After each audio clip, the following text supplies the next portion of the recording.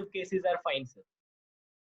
Well, wonderful question, because people are affected by the numbers. See, maternal mortality may be very high, but when you read in the newspaper headline that a jumbo jet crashed and 700 people died, your attention is diverted to that more than almost 1,000 or more mothers dying every day. So number has that purpose also. And second thing which my friends, you must understand that we have always talked about the denominator. So considering the size of the population, 140 crores, our numbers are bound to be number one eventually. So increasing number is to be seen in light of the denominator. We are always in search of denominator. So if you look at the denominator, you realize that we are still doing much better than what Italy and Spain did in previous 2 months. Yes, sir. So can we say that if we do about something called as cases per million, it would be a better indicator of the cases in our country rather than absolute numbers? Yes, it depends on what is the purpose, because again, cases per million would be a function of how many we are testing. And that was our issue as a developing country with high human resource and I wouldn't say poverty because it is my country, but high human resource and limited uh, potentials, economic potentials. So given that, we could not test in time and test rapidly. Take for example, I have friends and relatives in USA, Canada and Australia. So I keep learning from them almost on day-to-day basis. Compare with Australia, a very small population, less than 4 crores. And in a small province, they can test everybody, track them, isolate them, treat them, and prevent the spread of infection. We cannot afford to do that. We started testing, and today we are testing, I am told, over 1 lakh per day. Now, if that is true, then that is a reasonable progress from a few thousand to 100,000 a day. So, two things you should try and understand as a good student, that it is the positivity of a test and test positive as cases and cases per population unit. Two things are to be understood. So from epidemiology point of view, both the data is very important. When you look at it from population proportion or approximately rate, rate of course will have time also in the denominator. And at present we have the experience of only 6 months for this novel disease. And generally the time is 1 year. So we'll talk about it once more in January 21, right? So depending upon what you want to measure, you decide the number, but certainly absolute numbers are having very limited value. They will help decide the service components. For example, the officer on special duty will tell you that now we have created 1,000 extra beds for COVID treatment. Now that is based on the expected absolute number of cases, out of which who would need 10 to 15% who would need a serious hospitalization and care. So that is the use of the absolute number of cases. Okay, thank you, sir. The second question was, sir, we have taken a lot of steps at the national level. Say, for example, lockdown was there, curfew is imposed, everything we have done at national level. Sir, what steps should we take at local level to prevent the spread of this infection? Now, if we are talking on 25th of July, we must accept that there is community transmission. Yes, sir. Whatever the definition you may use for that, you can say cluster community transmission and transmission in limited areas, whatever. Pure epidemiology will tell you only one simple thing, whether it is there or not, and my answer is there is. So with community transmission, now we have to learn to live with it. And all that was said at the beginning of lockdown in the early April or the last week of March is more important and relevant today. We must know that social distancing, physical distancing, I mean, not social. We are not having social distance at this point. We are connected. But physical distancing is very important. It prevents. Correct use of mask, consistent use of mask prevents. And the third thing would be washing hands consistently and avoiding coming in contact outdoor, close contacts, and avoiding close contacts in the closed areas in large number. We don't have pubs, for example. We do have coffee houses, for example. So that should be avoided. All eateries should be avoided. Cinema houses should be avoided. And now my worry is that with Raksha Bandhan and few other festivals on way, we'll have to be careful about those religious gatherings and socio-cultural gatherings also. So gatherings enhance the chances of spread so much that recently, just a day back in Sydney, they could prove the transmission to more than nearly 40 cases from a pub and from a night dining out area, Thai food joint. Yes, sir. So that is the real danger. We don't label it because we are not in a capacity to detect each one and track it. But the disease is exactly doing the same thing in India also. On a Lari tea shop, some popular tea shops in this city, you can see 20 people without mask coming together in about 10-15 square feet area. That is a real serious danger. Now, sir, if we talk about our level, that is, say, let us take the example of Gujarat. Amongst all the Yeah. states, there have been some states like, say, Maharashtra, New Delhi, and Gujarat, where we feel that we are a little bit, we have lost control over the pandemic rather than some other states. So, what challenges are we facing as compared to other states or other countries in our region to face to clear out this problem? I'm sorry to say, and this is strictly my personal view, Yes, sir. but people in Gujarat have been more irresponsible in their behavior. We have been more fatalistic, unfortunately, and that is why in the immediate post-lockdown period, we misbehaved. We did not take into consideration the serious instructions of social distancing and using the mask consistently. And another thing is the population density. As you can see, Ahmedabad, and now it is Surat, and it is going to be Baroda as well. So population density and economic activity, resumption of it, has led to more and more interaction of people who have infection and who don't have infection. So infection, being viral infection, is bound to spread. Yes, sir. Now, sir, before I ask this question, I like to inform the audience about like a thing about active and passive surveillance. Friends, active surveillance means that for a disease, the healthcare system goes to the community and finds the disease. While passive surveillance means the people or the patients who are suffering, they come to the healthcare and they get themselves screened or diagnosed. So up till now, sir, my question is that earlier we used to have active screening. For example, if we take about the example of Nagarwada area of Vadodara, we went over there, found out cases and told them to isolate. But currently, sir, we are following the passive surveillance practice where patients, if they are having symptoms, are coming to the hospital. So what do you feel, Very, sir, about this very point? good, very good question. And you only have partially answered it.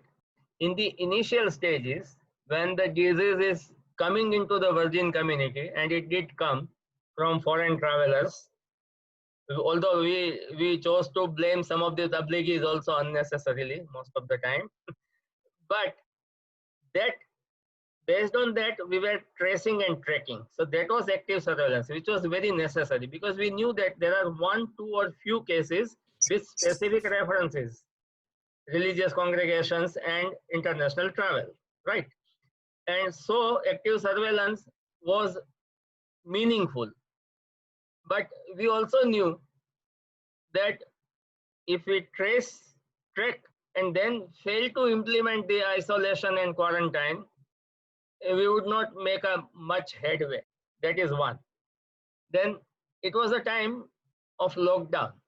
So the systems were under control. The population activities and movements were also under control. And so it was possible to go ahead with the team of locally acceptable doctors and paramedics and look for cases. Now with the spread of the disease in general, like in tuberculosis, my friend, if you remember, it is the passive surveillance which is going to help. Now there is no point our looking for a specific RT-PCR positive case. they are bound to be there. And so we have moved from testing to accepting everybody with symptom complexes suggestive of the diagnosis of nCoV-19 and requesting them to come forward and then taking care of them, particularly those A and B category of patients who have mild symptoms, whose oxygen SpO2 is okay, definitely more than 94, and who have no symptoms or mild symptoms, but certainly no evidence of pneumonia. Now, these are the patients in passive surveillance we will be able to identify and help them quarantine and isolate. Another major issue with us is that we don't have home isolation facilities for everybody. As I have already mentioned in some of your classes, we belong to the first 3% of the population. So we don't realize that there is a huge population of almost 400,000, even in Baroda, who live in just one room, 3 to 4 to 5 people. So it's impossible to arrange for home isolation for all of them. So they would need COVID care centers for quarantine and isolation. And that is the importance of passive surveillance. And now today only I get the data from Dr. Vinod Rao that our passive surveillance round second is also showing that we are now picking up more and more people with mild and moderate symptoms, and that's a good sign. That means proportionately the severity is going to go down as the disease spreads, and our need for treatment, hospital beds, and thereby the mortality will come down eventually, like it has started showing results in Mumbai, because today I get the reports from Mumbai also. See, for a person who is affected and who dies, it is 100% event. I'm not talking of that. Some serious things have happened in Baroda also. We have lost our own colleagues and friends. With due respect to them, the mortality is very minimal, and if mortality further goes down and if our treatment capabilities improve, then mortality is not a very serious threat. And passive surveillance data shows that we are now getting more and more of mild and moderate cases in our passive surveillance. Sir, you said about screening test, sir. I would like to ask you a question over here. Sir, earlier we used to give importance to RT-PCR, which was a very accurate test. Now, in government centers, we have shifted to the rapid antigen test. Now, we all know that the rapid antigen test is not as accurate as RT-PCR.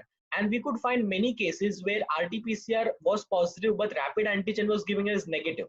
Now, if such negative patients on rapid antigen are sent home, won't they be a bigger problem for the society, because they would be spreading infections because they are termed as negative from a rapid antigen test? Okay, now it's a question of striking a delicate balance.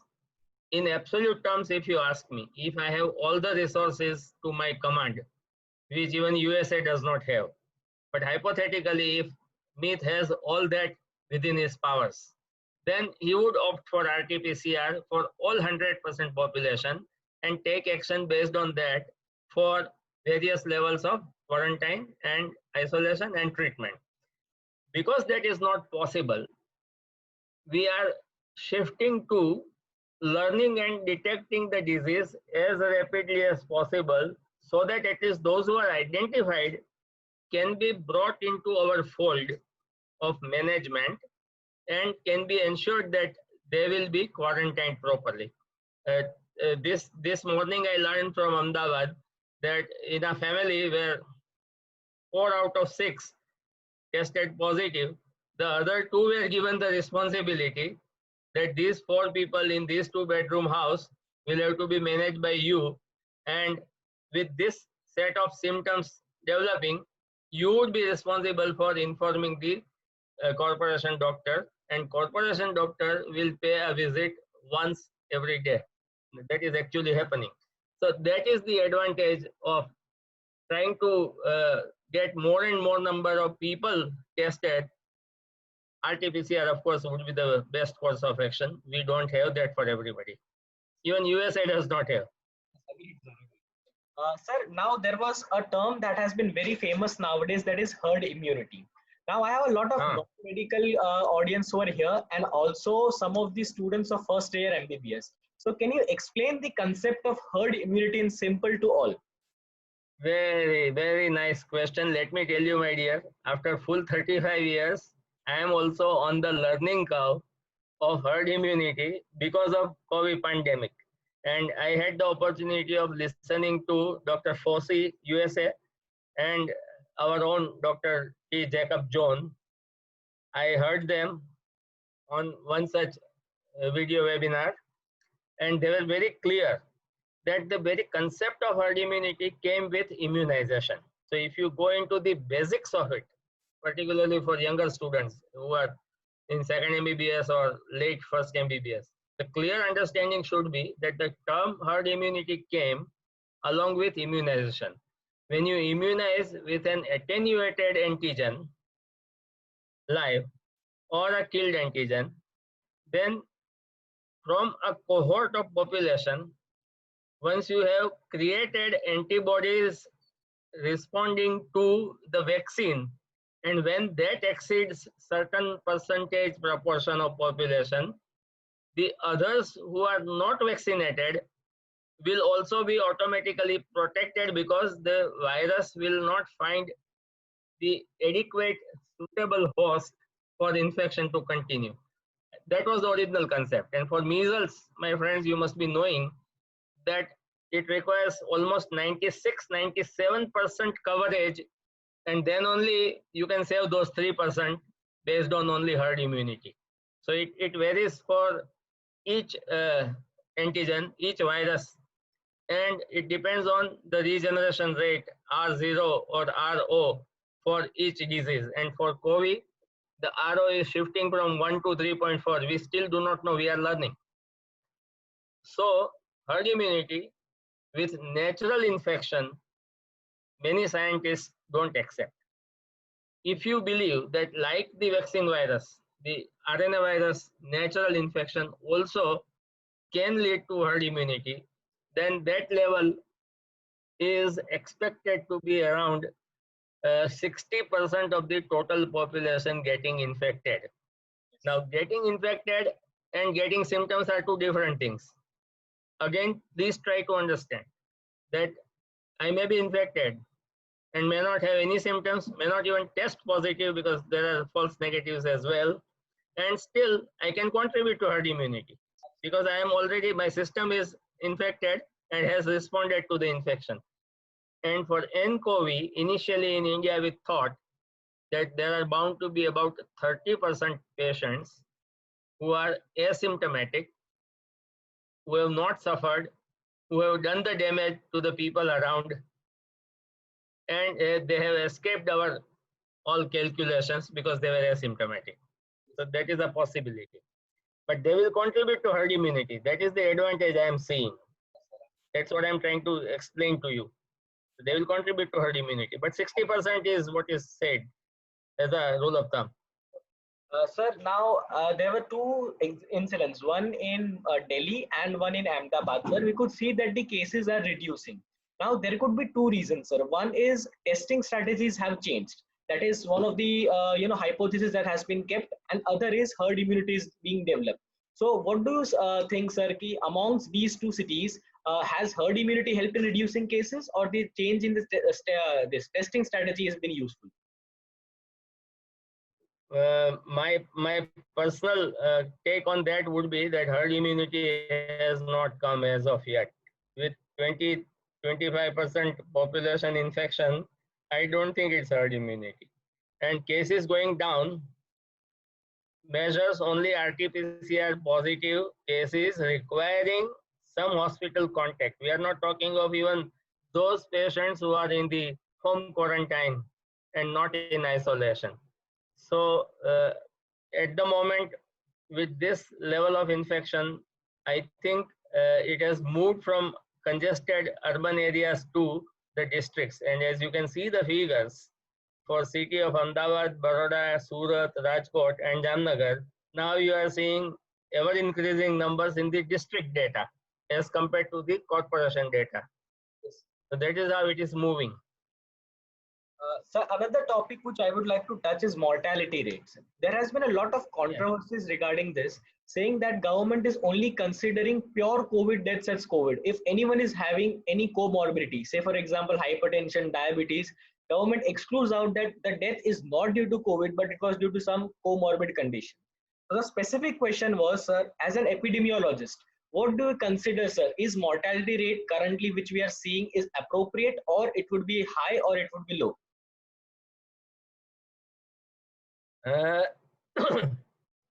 See, the health managers have to be discreet about it, right? While a doctor is a technocrat, he does not have to be discreet. So when you see a patient dying as a doctor, if the patient is obese, if it has diabetes, if he is hypertensive, and has severe COVID pneumonia as well, then in the, you know how to write the death certificate and causality. In the MCCD training, you must have learned that. So COVID naturally, so coronavirus infection naturally would appear as the immediate trigger for whatever was the background morbidity, ranging from obesity and cancer care and cancer per se and kidney diseases and whatever, hypertension, diabetes. So why go into this? Look at it from treatment point of view, that, and the risk point of view, that if I am 60 and if I am healthy, fit and fine with no comorbidities, then I am at a lesser risk compared to somebody who is in the same age bracket but is obese or is hypertensive or is diabetes, and likewise. So the strategy based on our understanding today is and should be to cocoon, as Dr. T. Jacob John puts it, cocooning the vulnerables, which means you try to protect your own family members who are elderly and who have the comorbidities which are known to be having serious morbid conditions with COVID infection. So help them remain protected at home with minimum of exposure and tide over the crisis, live through this pandemic successfully, and a younger population, proportionately larger younger population of India is going to help us. That means you in large numbers is a kind of protection for me, right? Did you get my point? Younger population proportionately is a protection for the 7% in the upper age group bracket. Did you get my point? Yes, sir, understood. Now, coming to the point that you are saying that the young population is at a little bit less risk. So there were two things, sir. One, that recently the government of Gujarat gave an order of like allotting duties to medical students in these hospitals.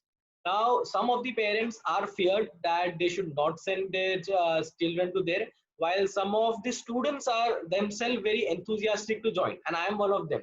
So do you think that such type of duties should be given to medical students, or should they be protected? See the duty in COVID care areas, I would personally not give, because you are not competent. I have nothing against you, but you are not trained for taking care of respiratory and other complications of COVID moderate to severe infections. You are still a student, right? But at the same time, as a call of duty, if you help passive surveillance, then there is nothing wrong. Or if you give a supervisory visit to COVID care areas, not the treatment area, the quarantine areas, then that can certainly be of help. And I don't intend to enter into controversy because I know the order. I have a copy on my cell phone. And I also know, and I have a copy of that also, the IMA representation and the representations by the parents' body. And in dire need, if we are really running short of manpower, then maybe we'll have to shift from junior residents to interns, and from interns to final MBBS students likewise. So it depends on how the pandemic would behave in next 4 months. Last topic for the day, sir. What should we learn from this pandemic at three different levels, sir? First, what should the Indian healthcare system learn? Second, should there be any change in the medical education after seeing this type of pandemic? Because such a pandemic has never occurred ever in human history, and we believe that it should not occur in future also. And third, what a common man should learn from this pandemic? You are making my life a bit difficult. Let me tell you. Still, I will answer because now I am perfectly a retired technocrat. Ideal would be to leave management to the technocrats and public health experts. And very late, of course, in the game, from mid-June at national level and at the state level, everywhere, the public health people and people from community medicine are now advising and helping taking care of the pandemic and the daily changing nature of the spread of the disease. But then that should have been thought of even before lockdown, which did not happen because they thought it was war. I have never thought it to be anything beyond a simple viral infection about which we know nothing to begin with. It's not a war. Certainly, it is not a war. And when you have Epidemic Act in place, serious administrative actions can be taken. And some may and some may not help the control of pandemic. So that is the problem. The third thing which you mentioned is again reference to the same thing. With lockdown, we bought time. In fact, I am so happy with Prime Minister's that single action of lockdown that on that very day I said that if they consider some international prize someday for this lockdown, he should be the candidate for it, according to me. Again, personal view. I am not a bhakta of anybody. I am talking to you as a doctor, as a teacher. But that gave us about 6 to 8 weeks of preparation. We knew that it's going to come. We just shifting it to the right, buying time, preparing hospitals, preparing healthcare. And there I am answering your second question, that because we have no strong public health systems in place for past 30 years, we face the music further after 6 weeks in pandemic. If you take the cutoff as 21st March, then you can see the timeline. If we had proper public health systems in place, we would have done better. But nevertheless, we are much better off compared to many other populations across the globe. Some of them did not even accept it, like as late as in May. Brazil president says that it's just a viral infection and I don't care, it's not going to be a major problem. And now they are reporting the second highest cases. So that kind of arrogance and carelessness was not expressed by any of our medical, administrative or elected gentry. And we accepted in all sincerity and tried our best. Now at the level of community, we must realize that it is my helping you is going to help me. Very difficult to convince people. And I was very happy to read yesterday that Junagadh police, for example, has started distributing masks instead of charging 200 rupees. Because a poor man without mask is definitely at a fault. And there is a punishment in place. But that punishment won't help. It will further take away 200 rupees from him and his chance of buying a mask. So we have to, in pandemic situation, be more considerate of people around us. In fact, you won't believe, we at home have started supporting NGOs producing masks and started distributing it. See, it serves the selfish interest also that all those who come in my contact are never without mask, because I have given them 1, 2, 3 homemade masks and I am supporting the economic activity of one NGO, for example, thereby. So similarly, we all should go for homemade cloth mask and distribute it freely. This is the time to give. Instead of not joining passive surveillance, where the parents may have fear, you can certainly help community by say distributing masks, by making people wear masks correctly, by insisting on people wearing masks, by insisting on maintaining the distance, by insisting on making them wash hands. I may sound insultative, but all those who come to my house have to sanitize hands and wash hands. And some people feel offended also, used to, at least in the month of May. And they used to say, yeah, public health all છે એટલે આટલી બધી કચકચ કરે છે.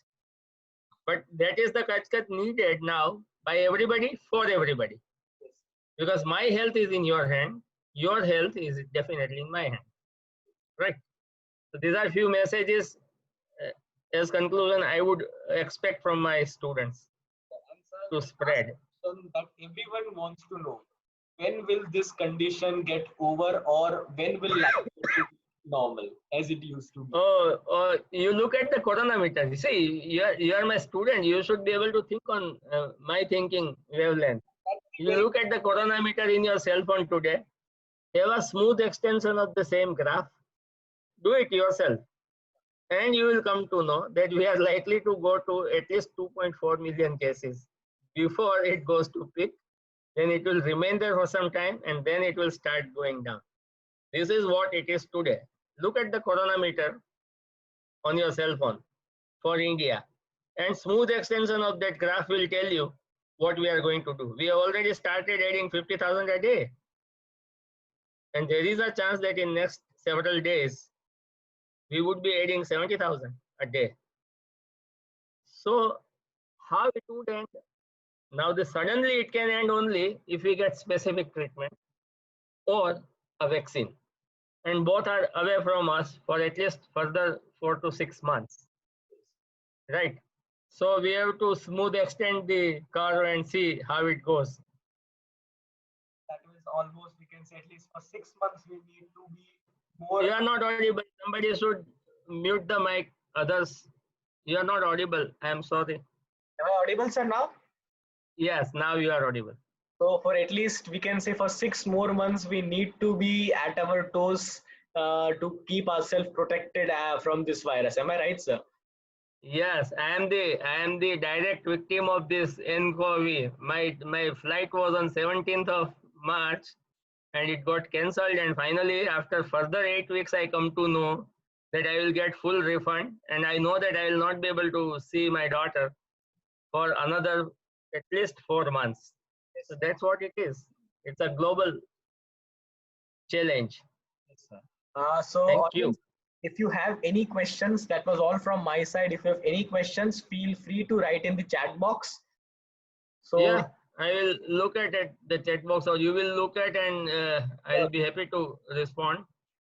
We'll keep this session maximum for 5-6 minutes more. If any one of you have any questions, feel free to write in the chat box. Or would like to ask, then you are free to unmute and turn on your video and ask. Yeah, that's a better way in limited time. If you have any questions, most welcome.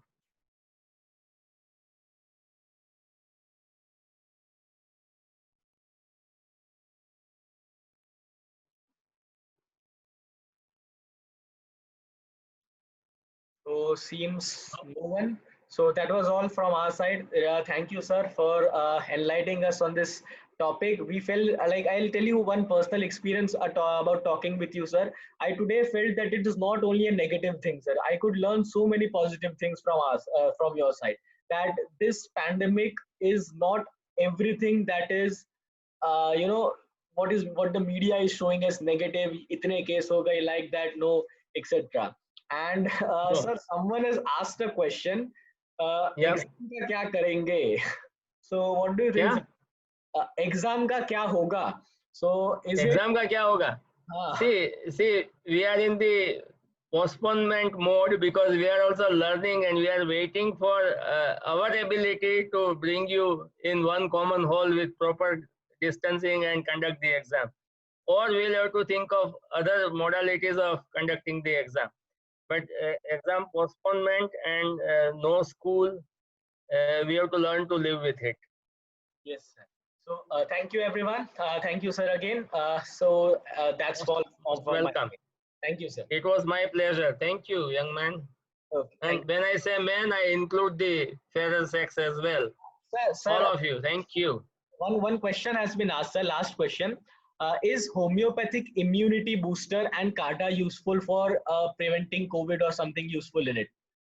Wonderful question. See, you know the triad, agent, host, and environment. Because for agent, we hardly have anything else.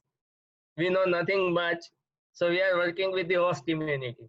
And certainly, improving host immunity will definitely make the infection whenever we are exposed to milder comparatively. So any immune booster, any good health, any exercise, any nutritious good diet, and particularly when you are home, please make sure you exercise and eat less, eat quality food, and these immune boosters not of any proven value as such, but then there are hardly anything proven. Even antivirals are not proven 100%. Even HCQ is questioned. So with not very proven value, immune boosters definitely are used, are given by the program, are given by Ayush Ministry. We have distributed it to the vulnerable population in Baroda city, both homeopathy and Ayurvedic. And if you want me to be a little more personal, let me tell you, I have also taken it.